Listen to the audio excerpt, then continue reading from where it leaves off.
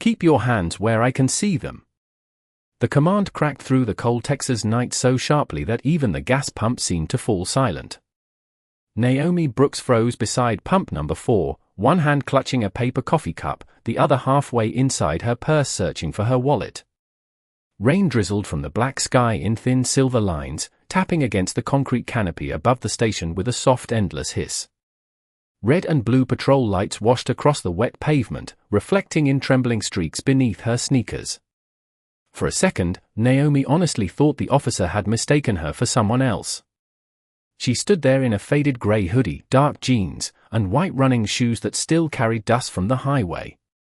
Her SUV sat behind her with the driver's side door open, grocery bags visible in the back seat, a military base access sticker glowing faintly against the windshield. None of it looked threatening. None of it looked dangerous. Yet the young white officer approaching her carried the stiff posture of someone already convinced he was right. I said hands visible. Now. Officer Daniel Reeves stepped closer, rain dripping from the brim of his patrol cap. His flashlight beam hit Naomi directly in the face. Around them, the late-night gas station hummed quietly beneath fluorescent lights. A truck driver leaned against his rig near the diesel pumps watching openly. Inside the convenience store, a teenage cashier pressed closer to the glass. Somebody near the ice machine lifted a phone and started recording. Naomi slowly raised both hands, coffee trembling slightly from the cold. Officer, is there a problem? Reeves ignored the question. His eyes moved across her vehicle, then back to her face. That your SUV? Yes. Registration? In my purse. Slowly. Naomi nodded once. Calm. Measured. The kind of calm built from years of military life, years of waiting through deployment calls in silent kitchens at 2 in the morning, years of learning that panic only made difficult moments worse. She reached carefully into her purse and handed him the registration card. Reeves glanced at it briefly before narrowing his eyes. Vehicle registered in Virginia. Yes, sir. What are you doing down here? Driving to Fort Cavazos. At 1 in the morning. Naomi forced a small tired smile. Long trip. The officer didn't smile back. Rainwater rolled down the side of his cruiser as another patrol unit pulled into the station with a burst of headlights. Naomi noticed the second officer immediately looking toward her before even stepping out of the car. Something inside her chest tightened quietly. She had seen this kind of escalation before. Not overseas. Not during the years she worked beside military hospitals surrounded by wounded soldiers and exhausted nurses. No. Here. At home. Reeves circled the SUV slowly. You traveling alone? Yes. Mind if we take a look inside? Naomi's fingers tightened slightly around the coffee cup. Officer, have I done something wrong? Reeves stopped near the driver's side door. Simple question. And I'm asking why you need to search my vehicle. The air changed after that. Small. Invisible. But immediate. The younger officer near the second cruiser crossed his arms. The teenager recording lowered his phone for a second, sensing tension building beneath the rain. Reeves walked back toward Naomi with slower steps this time. You refusing a lawful request? I'm asking for a reason. That usually means yes. Naomi inhaled carefully. Her pulse thudded once inside her throat, but her expression never cracked. Officer, I know my rights. Unless there's probable cause, I do not consent to a search. Reeves stared at her for a long moment. Then his jaw tightened. Somewhere beyond the station, thunder rolled softly across the highway. Step away from the vehicle. Naomi blinked. Excuse me. Now. Officer Reeves, the second cop muttered quietly, but Reeves lifted one hand without taking his eyes off Naomi. Step away from the vehicle and place your hands behind your back. The coffee slipped from Naomi's fingers and hit the pavement, hot liquid splashing across the concrete beside her shoes. For the first time, genuine disbelief crossed her face. "Are you serious?" "Hands behind your back." The teenager near the store whispered, "Yo," under his breath as the phone camera lifted. "Higher." Naomi slowly obeyed, rain soaking through the sleeves of her hoodie. Reeves moved behind her and secured cold metal cuffs around her wrists. The click echoed louder than it should have beneath the gas station canopy. A woman exiting the convenience store paused mid-step, eyes widening. Naomi closed her eyes briefly as rain touched her face. Then something fell from her purse onto the wet pavement beside the pump. A small framed photograph. The glass cracked instantly against the concrete. Reeves barely glanced down. But the cashier inside the station did. In the photograph stood Naomi beside a tall black man wearing a decorated military dress uniform heavy with ribbons and for silver stars. Between them smiled a little girl missing her front tooth. Before anyone could speak, Reeves' shoulder radio suddenly exploded with static. Then a voice barked through so loudly that every person at the station heard it clearly. "Unit 7 respond immediately. Do not transport the suspect. Repeat, do not transport." Silence swallowed the station whole. The silence after the radio transmission felt heavier than the storm itself. Rain continued dripping from the edge of the gas station canopy in slow, uneven rhythms while every person near pump number 4 stared toward Officer Reeves. His jaw flexed once beneath the flashing red and blue lights. "Dispatch, repeat," he said sharply into the shoulder radio. Static crackled again before another voice answered, lower this time, controlled and urgent. "Unit 7, stand by for command authorization. Do not proceed with transport." Reeves looked irritated now more than confused. He turned toward Naomi, still standing with her hands cuffed behind her back beside the SUV. Water soaked through her hoodie and dark curls clung lightly against her forehead, but she remained completely still. Not angry. Not pleading. Just tired. The teenage cashier pushed open the convenience store door carefully, his phone still recording. "Yo, something serious is happening," he whispered toward his live stream. A truck idled near the diesel lane, headlights glowing through the rain mist like pale gold fog. Reeves crouched and picked up the cracked photograph from the pavement. For the first time, his expression shifted slightly. The 4 silver stars on the military uniform were impossible to miss beneath the broken glass. "Who is this?" he asked flatly. Naomi looked down at the photo in his hand. For a moment, something softer crossed her face. "My husband." Reeves gave a short humorless laugh. "Right." Naomi said nothing. The younger officer standing near the second cruiser moved closer now, less certain than before. "Daniel," he muttered quietly, "maybe we should wait for dispatch." Reeves ignored him completely. "You expect me to believe you are married to a 4-star general?" Naomi lifted her eyes toward him calmly despite the rain running down her face. "I do not need you to believe me." That answer irritated him more than shouting would have. Reeves handed the photo back with a sharp movement. Everybody suddenly has connections when cuffs come out. Naomi carefully tucked the broken frame against her chest with restrained hands. The little girl smiling in the picture had been 12 when it was taken. 12 before leukemia turned hospital rooms into a second home.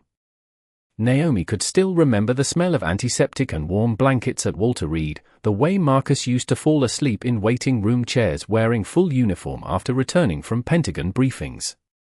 People saw the medals, the stars, the polished speeches on television. They never saw the nights he sat beside their daughter counting every breath while machines beeped quietly in the dark. Naomi closed her eyes for half a second as the memory passed through her. The storm wind shifted colder across the station. Reeves studied her face again, searching for nervousness, for cracks, for anything that fit the version of her he had already built in his mind. Instead he found composure. That unsettled him more than resistance would have. "Why are you driving alone?" he asked. Naomi answered softly. "Because my husband is returning from overseas tomorrow morning." "Overseas where?" "Classified." Reeves smirked. Convenient. Naomi looked past him toward the highway where 18-wheelers rolled through sheets of rain beneath. Distant headlights. You asked a question. I answered it. Somewhere inside the station, a coffee machine beeped. A country song played faintly through old ceiling speakers. Normal sounds. Small sounds. Yet the atmosphere beneath the gas station canopy felt stretched painfully tight. The second officer shifted uneasily beside the patrol car. Dispatch is calling again, he warned. Reeves finally grabbed the radio from his shoulder with visible frustration. This is Unit 7. The response came instantly. Supervisor is en route. Hold scene. Reeves frowned. For what? A pause. Then, Department of Defense requested verification. The truck driver near the diesel pump slowly lowered his cigarette. Even the teenager recording stopped talking for a moment. Reeves stared at the radio like he had misheard it. The Pentagon? Affirmative. The rain suddenly felt louder.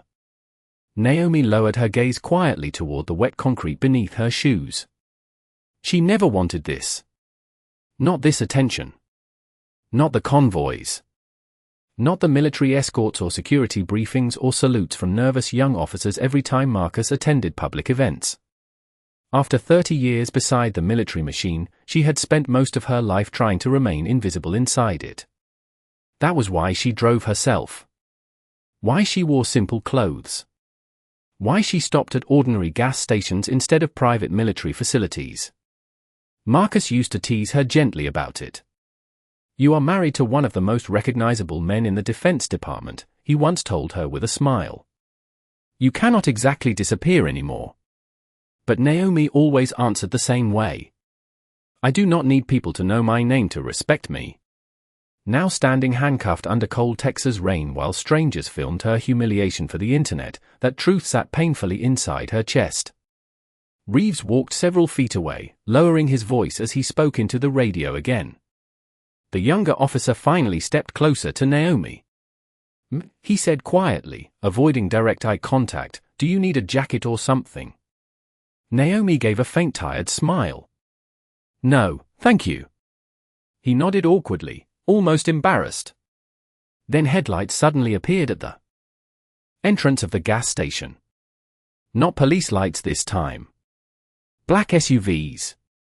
2 of them. Moving fast through the rain.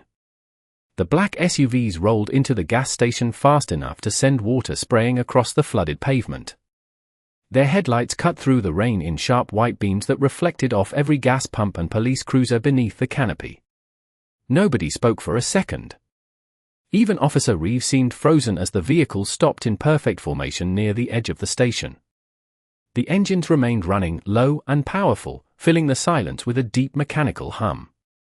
Naomi immediately recognized the plates. Government issue. Washington plates. The kind she had spent decades seeing outside military hospitals, secure buildings, and airfields before dawn. Her shoulders lowered slightly, not from relief, but exhaustion. She already knew what was coming next, and she hated it. The rear passenger door of the first SUV opened. A tall black man in a dark raincoat stepped out carrying himself with unmistakable military precision. His silver hair was cropped close, and even without a uniform, authority followed him like gravity. The second his shoes touched the wet pavement, the younger officer near Reeves straightened instinctively. Oh my God, the teenager filming whispered behind his phone. The man walked directly toward Naomi, ignoring everyone else at first. Rain struck the shoulders of his coat as he stopped in front of her handcuffed figure beneath the flashing lights. His expression tightened the moment he saw the metal restraints around her wrists. Mrs. Brooks, he said quietly. Naomi gave a tired nod. Colonel Harris. Reeves stepped forward immediately. Sir, this is an active police investigation. Colonel David Harris turned slowly toward him. Calm. Controlled. Dangerous in the way only disciplined men could be. Then you have made a catastrophic mistake, officer. Reeves folded his arms defensively. She refused a lawful vehicle search. Harris looked toward Naomi for half a second before returning his gaze to the officer. Do you know who she is? Reeves hesitated just long enough to reveal uncertainty. We are still verifying that. Harris took one slow breath through his nose. No. Washington already verified it for you. The rain intensified suddenly, rattling harder against the gas station roof. Another man stepped from the second SUV holding a secure tablet protected beneath his coat. Behind him came two uniformed military police officers who immediately stopped several feet back, silent and still. The atmosphere shifted completely. The truck driver near the diesel pumps quietly removed his cap. The teenage cashier lowered his live stream camera slightly, suddenly aware he was witnessing something far bigger than a routine arrest. Reeves glanced around at the growing audience and stiffened. With all due respect, sir, local law enforcement does not answer to the military. Correct, Harris replied evenly. But the Department of Defense does tend to react when the spouse of a four-star combat commander is detained on a public highway during an active international operation. That sentence landed like thunder across the station. Naomi closed her eyes briefly as several people nearby exchanged stunned looks. She never liked hearing Marcus described that way. Combat commander. It sounded clean when politicians said it on television. It never captured the weight of midnight phone calls, folded flags, or hospital corridors lined with injured soldiers learning how to walk again. Reeves tried to maintain control of his voice. Sir, nobody informed us of any military connection. Harris looked at him carefully. Did you ask? Reeves said nothing. The answer sat there in the rain between them. Naomi watched the young officer near the second cruiser lower his eyes toward the pavement. Shame moved across his face slowly, visibly. Harris stepped closer to Naomi. Are you injured? No. Were you mistreated? Naomi hesitated. Her eyes drifted briefly toward the broken photograph still tucked carefully against her chest. I am fine, Colonel. Harris understood immediately. That was Naomi Brooks. Grace before humiliation. Calm before pride. It was the same quiet strength that once carried exhausted wounded soldiers through field hospitals overseas while helicopters shook the walls outside. Marcus often said she had steadied more frightened young troops than any commanding officer ever could. Reeves suddenly pointed toward the SUV. We still have reason to inspect the vehicle. Harris turned back toward him slowly. Based on what probable cause? Suspicious behavior. Meaning? Reeves opened his mouth but nothing came out immediately. Rainwater dripped from the brim of his cap onto his collar. The teenager recording quietly muttered, "Man," under his breath. Harris nodded once, almost sadly. Exactly. The second government official approached with the secure tablet. Colonel, he said quietly, Pentagon liaison is on standby. Reeves frowned. Pentagon liaison. Before anyone answered, the large screen inside the tablet illuminated with a secure incoming video connection. The military police officers behind Harris straightened immediately. Naomi felt her stomach tighten softly because she already knew who would appear. The screen flickered once through the rain. Then General Marcus Brooks appeared live from inside a dimly lit military aircraft. He wore combat fatigues instead of dress uniform, headset pressed against one ear, exhaustion visible beneath his eyes. Yet the moment he saw Naomi standing in cuffs under police lights, something inside his face changed completely. The entire gas station seemed to stop breathing. Marcus stared silently at the screen for several long seconds. Then in a voice so controlled it almost became colder than anger itself, he spoke directly to Officer Reeves. Why is my wife handcuffed in the rain? Rain hammered against the gas station roof as every eye locked onto the glowing tablet screen in Colonel Harris's hands. General Marcus Brooks remained perfectly still inside the dim military aircraft, but the silence surrounding his question carried more pressure than shouting ever could. Officer Reeves swallowed once before answering. Sir, she refused a lawful search request during a suspicious stop. Marcus did not react immediately. Behind him, faint red emergency lights pulsed softly through the aircraft cabin while military personnel moved in blurred shadows farther down the aisle. The steady vibration of engines hummed. Beneath his voice. "Suspicious," Marcus repeated quietly. "Explain suspicious." Reeves straightened his posture as though speaking to authority alone might somehow restore his confidence. "Late night. Out-of-state plates. Refusal to cooperate." Colonel Harris slowly looked away for a moment, almost disappointed. Naomi lowered her eyes toward the wet pavement, saying nothing. Marcus studied the officer through the screen with calm intensity. "Did my wife threaten anyone?" "No, sir." "Did she resist?" "No, sir." "Did she raise her voice?" Reeves hesitated. "No, sir." Another silence followed. Long enough for the rain to become the loudest sound at the station again. Marcus finally leaned back slightly in his seat aboard the aircraft. The exhaustion in his face deepened. Then what exactly made her suspicious? Nobody answered immediately. The truck driver near the diesel lane shifted uncomfortably beneath the canopy.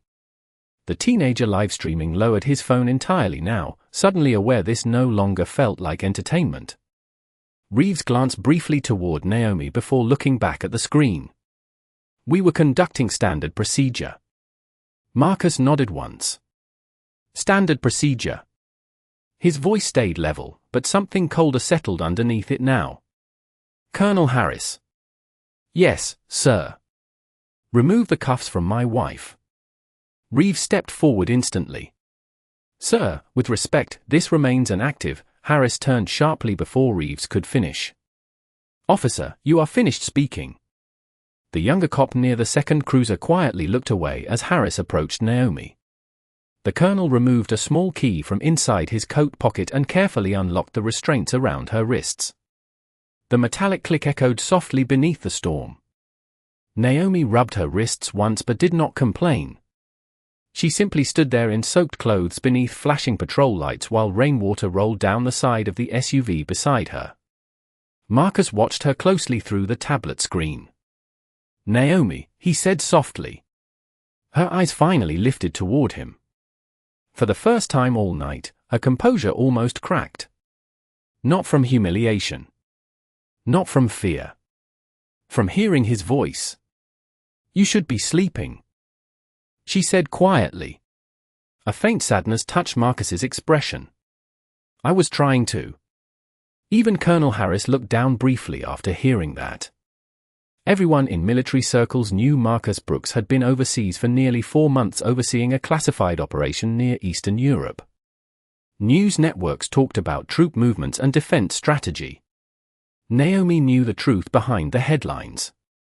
17-hour workdays.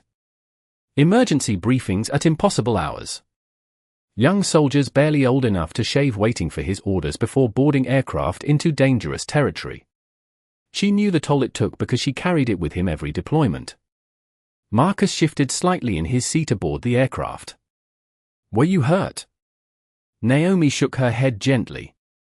"No, did anyone disrespect you?" Reeves looked down immediately. Naomi hesitated. The rain blew sideways now beneath the canopy, cold against her face. She could feel dozens of strangers watching, waiting for her answer. It would have been easy to destroy the officer standing there. Easy to tell Marcus exactly how she had been treated. The accusation in Reeves's eyes. The humiliation of cuffs in public. The assumption that she did not belong in her own vehicle. But Naomi had spent too many years beside grief, war, and wounded families to enjoy humiliating another human being. Even one who deserved it. "I am all right," she finally answered softly. Colonel Harris closed his eyes briefly, almost knowing she was protecting everyone there from what could happen next. Marcus studied Naomi's face carefully through the screen. He knew her too well to miss the exhaustion hiding behind her calm voice. "You have not eaten yet, have you?" Naomi blinked in surprise at the question. No, a tiny sad smile appeared at the corner of Marcus's mouth. "Still forgetting meals when you drive." The intimacy of the moment shifted the atmosphere completely. Not a powerful general addressing subordinates. Just a tired husband speaking to the woman he loved through a military tablet while thousands of feet above the ground. The teenager near the convenience store whispered quietly, "Man," again under his breath. Reeves remained frozen beside the patrol cruiser, rain soaking through his uniform now. The confidence that once filled his posture had completely disappeared. Marcus finally looked back toward him through the screen. "Officer Reeves." "Yes, sir." "Do you know what my wife did before she retired from military service?" Reeves swallowed. "No, sir." Marcus's eyes hardened slightly. "She spent 14 years helping wounded soldiers learn how to live again after combat injuries." The rain continued falling steadily around the gas station. Some of those young men came home without legs. Some without sight. Some without hope. My wife sat beside them through surgeries, panic attacks, and funerals. She wrote letters to mothers when soldiers were too injured to hold pens themselves. Naomi lowered her gaze immediately, uncomfortable hearing any of it spoken aloud. Marcus continued quietly. "So understand something clearly, officer. The woman you handcuffed tonight has shown more service to this country than most people ever will." Nobody moved. Nobody spoke. The flashing patrol lights reflected across puddles like broken pieces of red and blue glass while thunder rolled far beyond the dark Texas highway. Officer Reeves looked like a man slowly realizing the ground beneath him was disappearing. Rain soaked through his uniform collar while the flashing patrol lights painted restless streaks across his face. Around him, nobody seemed interested in his authority anymore. The truck driver had moved closer beneath the canopy. The cashier stood frozen beside the convenience store door. Even the younger officer beside the second cruiser kept his distance now, his expression tight with discomfort.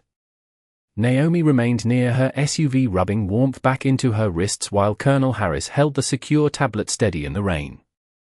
General Marcus Brooks still filled the screen from inside the military aircraft, calm but impossible to ignore. "Sir," Reeves finally managed, "I was performing my duty based on the circumstances presented." Marcus studied him carefully for several seconds. "And what circumstances were those?" Reeves glanced briefly toward Naomi again before answering. "There was a report from inside the gas station regarding suspicious behavior." Colonel Harris turned slowly toward the store entrance. A middle-aged white woman wearing a red rain jacket stood near the doorway, clutching a purse tightly against her chest. Naomi recognized her immediately. She had noticed the woman earlier watching her through the store window while she paid for coffee and bottled water. The woman suddenly looked uncomfortable under everyone's attention. Harris stepped toward her politely. "What exactly did you report?" The woman hesitated. "I just thought something seemed off." "Off how?" She shifted nervously. She was sitting in the SUV for a long time. Naomi blinked softly in disbelief. The woman continued quickly, almost defensive now. "And the vehicle looked expensive and she kept looking around and her voice faded beneath the sound of rain. Nobody spoke for a moment. Even Reeves avoided eye contact now. Marcus's voice came quietly through the tablet speaker. "So my wife was handcuffed because she sat in her own vehicle while black." The sentence landed with devastating simplicity. The woman in the red jacket immediately lowered her head. Reeves inhaled sharply. "Sir, that is not fair." Marcus's expression hardened slightly. "No, Officer Reeves. What happened here tonight was not fair." Naomi closed her eyes briefly. She hated moments like this. Public shame. Public exposure. She understood exactly what Marcus was doing and why, but part of her still wished the entire night could simply disappear into the rain. Colonel Harris spoke carefully now, his tone calmer than before. Mrs. Brooks stopped at this station after driving nearly 600 miles alone across 3 states. She purchased coffee, fuel, and supplies before continuing toward Fort Cavazos. He looked toward the crowd gathered beneath the canopy. "That is the suspicious activity we are discussing tonight." The younger officer finally stepped forward beside Reeves. "Sir," he said quietly, "I advised waiting for dispatch confirmation." Reeves stared at him in disbelief. "Tommy, I did," the younger officer interrupted softly. The tension between them stretched instantly. Reeves looked away toward the flooded highway beyond the station as if searching for some version of control that no longer existed. Marcus remained silent on the screen for several seconds before speaking again. "Officer Reeves." "Yes, sir." "Do you have children?" Reeves blinked at the unexpected question. "A daughter, sir." Marcus nodded slowly. "Then listen carefully to me as a father, not a general." Rain rattled hard against the metal canopy overhead. Naomi looked toward the screen quietly. Marcus's face softened slightly now, exhaustion replacing anger. "One day your little girl will grow up and walk through this country alone. She will stop at gas stations. She will drive highways at night. She will trust strangers to treat her fairly." Reeves swallowed hard. Marcus continued. "And when that day comes, I pray nobody decides she looks suspicious simply because they already made assumptions before asking questions." The younger officer lowered his head immediately. The truck driver quietly removed his cap again, holding it against his chest. The woman in the red jacket looked close to tears now. Reeves remained completely silent. Naomi watched the rain sliding across the pavement in silver ribbons beneath the patrol lights. Somewhere deep inside, exhaustion pressed heavier than humiliation. She had spent her entire adult life standing beside service members who fought for ideals this country still struggled to live up to. Men and women of every race carrying the same flag on their shoulders while bleeding beneath the same battlefield skies. Yet moments like tonight still happened in ordinary places under fluorescent lights at 1 in the morning. Harris finally removed his raincoat and gently draped it around Naomi's shoulders. "Thank you," she whispered. The colonel gave a small, respectful nod. Then the secure tablet crackled softly again as someone inside the aircraft approached Marcus from off-screen. A young military aide leaned down and whispered urgently into his ear. Marcus listened without breaking eye contact from the gas station scene. After a moment, he nodded once. "Understood." He looked back toward Naomi. "The aircraft lands in 42 minutes. Naomi smiled faintly for the first time all night. Small. Tired. Real. Marcus exhaled quietly at the sight of it. "Good," he said softly. "Because I would very much like to see my wife." The storm finally began to soften after midnight. Rain no longer hammered the gas station roof with violence but fell in quieter streams now, sliding from the edges of the canopy like silver threads under the fluorescent lights. The tension that had dominated the station for nearly an hour slowly changed into something stranger. Shame. Reflection. Silence. Officer Reeves stood near his patrol cruiser with both hands resting on his duty belt, staring down at the flooded pavement without really seeing it. The flashing emergency lights painted restless blue and red colors across the puddles around his boots. Nobody approached him anymore. Nobody looked at him the same way. Naomi sat quietly inside the convenience store near the front windows wrapped in Colonel Harris's raincoat. A steaming cup of fresh coffee rested untouched between her hands. The cashier had insisted on giving it to her for free after learning who she was, but Naomi suspected it had less to do with status and more to do with guilt. Through the rain-streaked glass she could still see the police cruisers outside beneath the dim station lights. She could also see Officer Reeves standing alone. Colonel Harris remained near the entrance speaking quietly into his phone while military personnel waited beside the SUVs outside. The secure tablet connection had ended several minutes earlier after Marcus was called back into operational briefings aboard the aircraft. Before disconnecting, he had looked directly at Naomi one last time and said softly, "I will see you soon." Those words still lingered warmly in her chest. Naomi lifted the coffee cup slowly but paused before taking a sip. Her reflection in the dark window looked older tonight. More tired. The years beside military life had etched themselves into her gently over time. Sleepless deployments. Hospital vigils. Flag-draped ceremonies where grieving mothers held her hand because she somehow knew exactly what to say when words no longer seemed enough. She remembered one young soldier in Germany years ago who woke screaming every night after losing both legs overseas. He had once asked her through tears, "Do you think people will still see me as a man?" Naomi spent 6 months helping him believe the answer was yes. Moments like that stayed with you forever. Maybe that was why tonight hurt more than she wanted to admit. Not because of the handcuffs themselves. Because after all these years serving beside people who sacrificed everything for this country, she still walked into places where strangers looked at her skin before they looked at her humanity. The soft bell above the convenience store door suddenly chimed. Naomi looked up as Officer Reeves stepped cautiously inside. Water dripped from his sleeves onto the tile floor. For a moment neither of them spoke. The cashier quietly disappeared toward the back storage room, giving them privacy without being asked. Reeves removed his patrol cap slowly. He looked younger now somehow. Less certain. Less armored.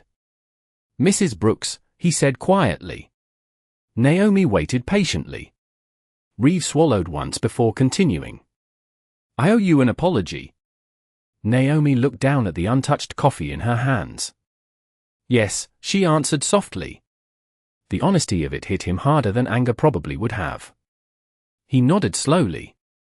"I made assumptions tonight." Rain tapped gently against the windows behind him. "I thought I was following instinct. Experience. Training." He exhaled heavily. "But that is not an excuse." Naomi finally looked up at him. The fluorescent station lights reflected faintly in her tired eyes. Reeves continued carefully, almost struggling to say the words correctly. "When I saw you sitting in that SUV, I already decided something did not fit before I even spoke to you." His jaw tightened with embarrassment.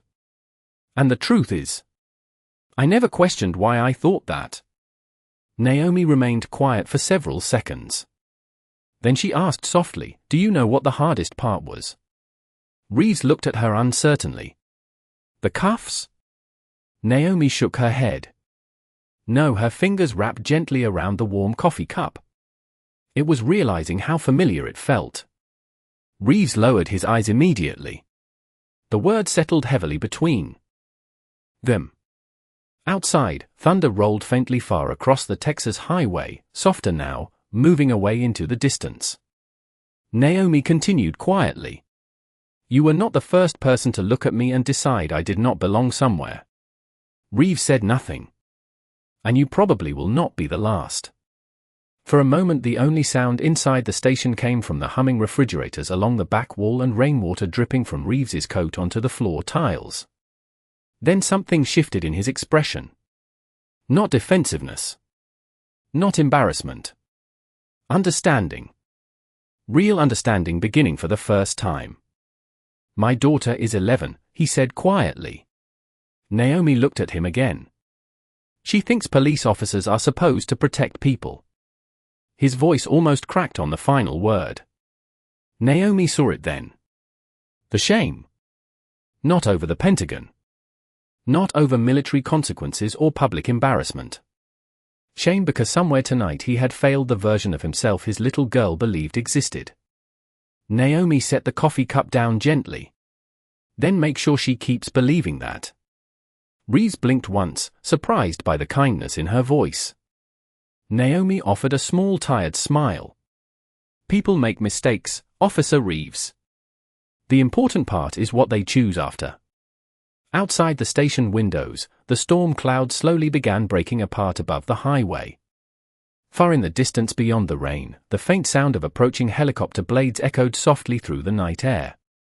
The sound of helicopter blades grew louder above the highway until the convenience store windows began trembling softly in their frames. Everyone inside the gas station looked up at the same time. Outside, the storm clouds had finally broken apart enough for pale moonlight to spill across the wet pavement in scattered silver reflections. Officer Reeves slowly turned toward the glass entrance as bright searchlights swept across the parking lot. The military helicopters did not land at the station itself. They hovered lower somewhere beyond the highway near an open service field, their blades chopping steadily through the humid Texas night. Even from inside the store, the power of them could be felt in the floor beneath their feet. Naomi stood slowly from her chair near the window, Colonel Harris's raincoat still draped over her shoulders. Her untouched coffee had gone cold. Reeves instinctively stepped aside as she walked toward the entrance. Nobody told him to move. He simply did. Outside beneath the canopy, military personnel were already repositioning themselves near the black SUVs while headlights from additional security vehicles approached down the highway access road. The atmosphere no longer felt tense now. It felt disciplined. Controlled. Quiet in a way that only serious power could create. Naomi pushed open the glass door and stepped back into the cool night air. The rain had almost completely stopped, leaving behind only the smell of wet concrete, gasoline, and distant thunder fading across the horizon. Colonel Harris approached her immediately. The general's convoy will arrive in less than 5 minutes. Naomi nodded softly. Thank you, Colonel. Harris hesitated before speaking again. Washington also contacted the governor's office. Naomi closed her eyes briefly. That was unnecessary. Harris almost smiled sadly. Not everyone in Washington agreed.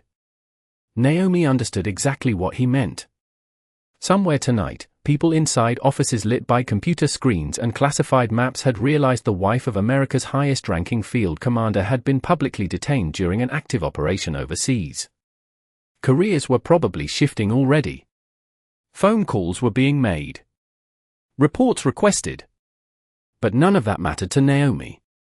What mattered was the simple exhaustion sitting inside her bones after driving across 3 states only to end the night standing handcuffed beneath flashing police lights. Across the parking lot, Officer Reeves remained near his cruiser alone. The younger officer stood several feet away speaking quietly with a supervising sergeant who had arrived minutes earlier. Nobody seemed eager to speak with Reeves anymore. The teenager who had been live-streaming earlier now sat on the curb beside the ice machine staring silently at his phone screen. Naomi noticed him wiping at his eyes once before pretending to stretch. She walked slowly toward her SUV. Rainwater still clung to the hood in silver beads beneath the station lights. The cracked family photograph rested carefully on the passenger seat where Colonel Harris had placed it earlier. Naomi picked it up gently. Her thumb brushed across the broken glass over her daughter's smiling face. "Miss Brooks," a small voice said nearby. Naomi turned. The teenage cashier stood awkwardly beside the gas pumps holding a plastic bag. He could not have been older than 16. I grabbed these from inside," he said nervously. "Fresh coffee. And sandwiches. Since yours got ruined." Naomi looked down at the bag in surprise. "You did not have to do that." He shrugged quickly. "My mom says people should not sit hungry after bad nights." Naomi smiled warmly for the first time in hours. Real warmth this time. "Your mother sounds wise." The boy looked embarrassed but pleased. "She works double shifts at the hospital in Killeen." Naomi nodded knowingly. "Then she is stronger than most people realize." The teenager glanced toward Officer Reeves before lowering his voice. "I am sorry about what happened." Naomi accepted the bag gently. "Thank you." He hesitated another second before asking quietly, "Is it true you helped soldiers overseas?" Naomi looked toward the dark highway beyond the station. Memories moved softly through her mind. Hospital tents shaking from distant explosions. Young Marines trying to hide tears after hearing difficult news from home. Sleepless nights beside injured service members barely clinging to hope. "I just listened to people when they were hurting," she answered softly. The boy nodded slowly as though trying to hold on to those words. Then headlights suddenly swept across the station entrance again. This time every military officer present immediately straightened. A line of black vehicles rolled smoothly beneath the canopy and stopped near the pumps. No sirens. No drama. Just quiet precision. The rear passenger door of the lead SUV opened almost instantly. General Marcus Brooks stepped out wearing combat fatigues beneath a dark field jacket. Even after an overseas flight and hours inside military briefings, his posture remained solid and commanding. Yet the moment his eyes found Naomi standing beside the SUV with rain still glistening on her curls, every trace of command disappeared from his face. He looked only like a husband finally seeing the person he had been worried about for hours. Naomi's breath caught softly in her throat. Marcus crossed the wet pavement toward her without speaking. The entire gas station seemed to fall silent again as he stopped directly in front of her beneath the fluorescent lights. His eyes moved carefully across her face, her wrists, the damp hoodie beneath the oversized military coat. "You really drove 600 miles alone in this weather," he said quietly. Naomi gave a faint tired smile. "You know I hate waiting at home." Marcus shook his head softly, almost laughing through exhaustion. Then very gently, he reached up and brushed a raindrop from her cheek with the back of his fingers. No cameras. No speeches. Just tenderness beneath the fading storm. For a long moment, neither Naomi nor Marcus moved beneath the gas station lights. The storm had nearly vanished now, leaving behind only drifting mist and the distant hum of helicopters somewhere beyond the highway.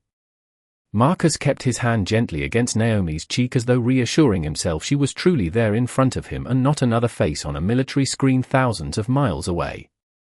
The fluorescent canopy lights reflected softly off the rainwater still clinging to her curls. "You are freezing," he murmured. Naomi shook her head lightly. "I am just tired." Marcus understood immediately. There was a difference. He had seen soldiers exhausted beyond language before. People whose spirits had simply carried too much weight for too long. Naomi carried herself that way tonight. Colonel Harris quietly stepped back with the rest of the military personnel, instinctively giving them privacy even in the middle of a gas station surrounded by police vehicles and strangers. Officer Reeves remained near his cruiser watching silently. The earlier confidence in his posture had completely disappeared. Now he looked more like a man standing alone beside the consequences of his own choices. Marcus finally turned toward him. The general did not raise his voice. He did not need to. "Officer Reeves." Reeves straightened immediately. "Sir." Marcus studied him carefully for several seconds beneath the pale station lights. "How long have you been in law enforcement?" 8 years, sir." Marcus nodded once. "That is long enough to know authority is not the same thing as judgment." Reeves lowered his eyes. "Yes, sir."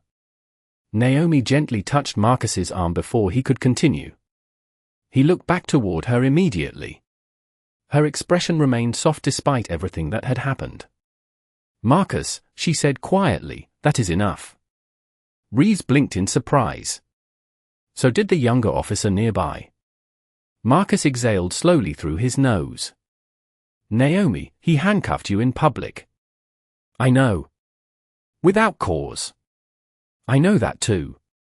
Marcus looked away briefly toward the dark highway beyond the station as if wrestling against his own anger. Naomi stepped closer to him beneath the canopy lights. "You once told me something after Afghanistan," she said softly.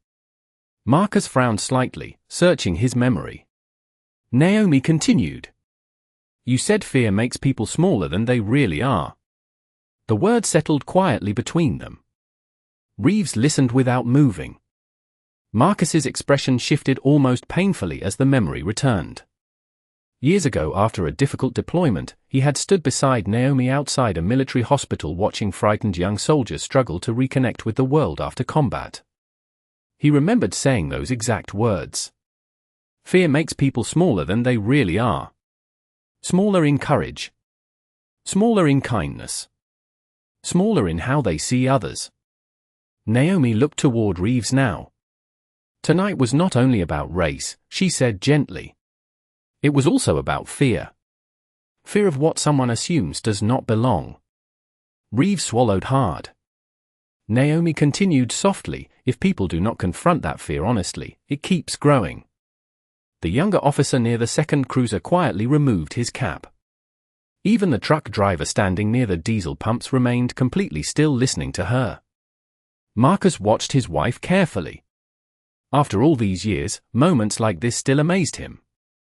Naomi had always possessed the rare ability to speak truth without cruelty, to hold people accountable without stripping away their humanity.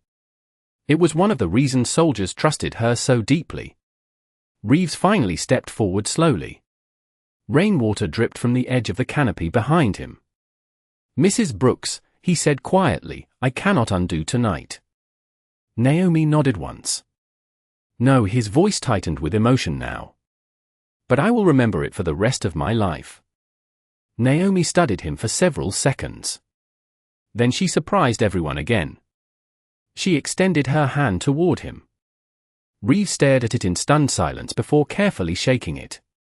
Her grip was calm and steady despite the red marks still faintly visible around her wrists. "Then make it matter," she said softly. Reeves nodded immediately, unable to speak for a moment.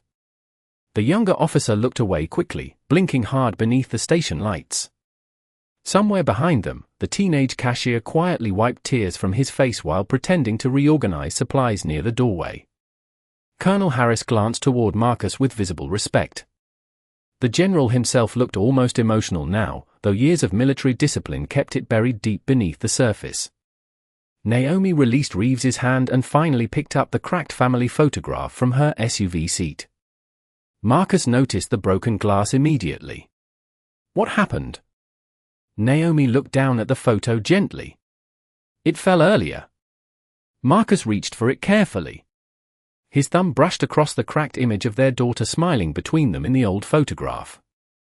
For a second, grief flickered silently across both their faces. Some losses never fully leave a marriage. They simply become quieter companions over time. Marcus handed the photo back carefully. "We will fix the frame," he said softly. Naomi smiled faintly. "You always say that. Because you never replace anything. That picture matters." Marcus looked at her for a long moment beneath the fading storm clouds. "So do you?" The word settled softly into the cool night air. Around them, the gas station no longer felt tense or hostile. Just quiet. Human. The patrol lights still flashed across the wet pavement, but somehow even they seemed less harsh now. Somewhere in the distance, dawn was beginning to approach beyond the dark Texas horizon. Dawn arrived slowly over the Texas highway like a wound finally beginning to close. The storm clouds had drifted east during the night, leaving behind a pale gray sky streaked with soft gold along the horizon. The gas station looked different now beneath the early morning light. Smaller. Quieter. Ordinary again. Rainwater still clung to the concrete and shimmered beneath the fading patrol lights, but the tension that had once filled the station was gone. One by one, the police vehicles pulled away from the pumps. Their flashing lights disappeared down the highway until only the black military SUVs remained beneath the canopy beside Naomi's weathered SUV. The teenage cashier stood near the entrance holding a broom he had not used once in the last 20 minutes. The truck driver finally climbed back into his rig after giving Naomi a respectful nod before leaving. Even the woman in the red rain jacket quietly approached Naomi before departing. "Mrs. Brooks," she said softly, her voice heavy with shame, "I was wrong about you." Naomi looked at her gently. "You did not know me." The woman lowered her eyes. "That should not have mattered." Naomi said nothing for a moment. Then she gave a small understanding nod. The woman's eyes watered instantly before she turned and walked away toward her car beneath the brightening sky. Officer Reeves remained beside his cruiser long after everyone else had finished speaking. The younger officer had already left with the supervising sergeant, but Reeves stayed behind alone. Watching. Thinking. His patrol cap rested beneath his arm now, and the hard edges in his posture seemed to have disappeared sometime before sunrise. Marcus stood near Naomi beside the SUV speaking quietly with Colonel Harris while military personnel prepared the convoy for departure. Even exhausted after overseas travel and operational briefings, Marcus still carried himself with that unmistakable presence decades of command had built into him. Yet every few seconds his eyes drifted back toward Naomi instinctively, checking that she was warm enough, calm enough, still there beside him. Naomi noticed it every time. "You are staring again," she said softly as Marcus returned to her side. A faint smile touched his tired face. "I spent half the night worried." Naomi gently adjusted the collar of the raincoat around her shoulders. "You were supposed to land quietly and go sleep for 12 hours. Marcus laughed softly under his breath. That was the plan. The sound surprised even him. Real laughter had become rare lately. Too many briefings. Too many casualty reports. Too many nights spent carrying decisions that sent young men and women into dangerous places. Naomi always noticed when the weight became too heavy even before he admitted it himself. She reached up and straightened the crooked edge of his field jacket collar. The simple gesture carried years inside it. Marriage. Loss. Survival. Officer Reeves slowly approached them across the wet pavement. His footsteps stopped several feet away. Marcus looked toward him calmly but said nothing. Reeves focused on Naomi instead. "Mrs. Brooks," he said quietly, "I submitted a formal statement before shift change." Naomi listened patiently. "I also requested additional bias training for my unit." Marcus crossed his arms silently beside her. Reeves continued, struggling carefully through each word. "That does not erase tonight. But I do not want this to become just another story people forget after a week." Naomi studied him for several long seconds beneath the soft dawn light. Then she asked gently, "What made you finally understand?" Reeves looked away briefly toward the highway where morning traffic had begun moving again through the mist. "When you shook my hand."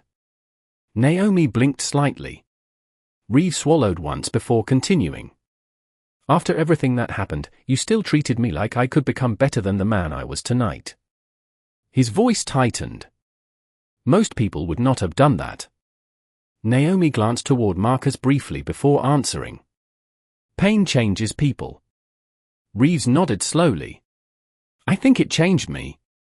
The silence afterward felt peaceful instead of tense. Somewhere overhead, birds had begun moving through the clearing sky beyond the highway signs. The gas station clerk switched off the bright canopy lights one row at a time now that daylight had fully arrived. Marcus finally opened the rear passenger door of the SUV for Naomi. Before she climbed inside, she paused and looked back once toward the station. Toward the wet pavement where she had stood in handcuffs only hours earlier. Toward the patrol lights that had reflected across puddles while strangers judged her before knowing her name. The place looked so ordinary now. Just another roadside stop in Texas waking up beneath a pale sunrise. Yet something important had happened there during the storm. Not because the Pentagon responded. Not because military convoys arrived or generals made phone calls. Something quieter than that. Someone had finally been forced to see another human being clearly. Naomi slid carefully into the SUV while Marcus settled beside her. Colonel Harris closed the door gently behind them. The convoy engines started one by one with deep, steady rumbles. Outside, Officer Reeves remained standing alone beneath the fading gas station sign watching the vehicles prepare to leave. Naomi looked through the tinted window toward him. Then she gave the smallest nod. Not approval. Not forgiveness fully earned. Just acknowledgement that people still had the ability to choose who they became next. Reeves straightened instinctively and returned the nod with quiet respect. The SUV slowly pulled away from the station and merged onto the highway beneath the soft morning light. Inside the vehicle, Marcus reached over and took Naomi's hand carefully into his own. Neither of them spoke for several miles. They simply sat together while dawn stretched across the Texas horizon in long bands of gold and silver. Behind them, the gas station grew smaller and smaller until finally it disappeared completely into the light.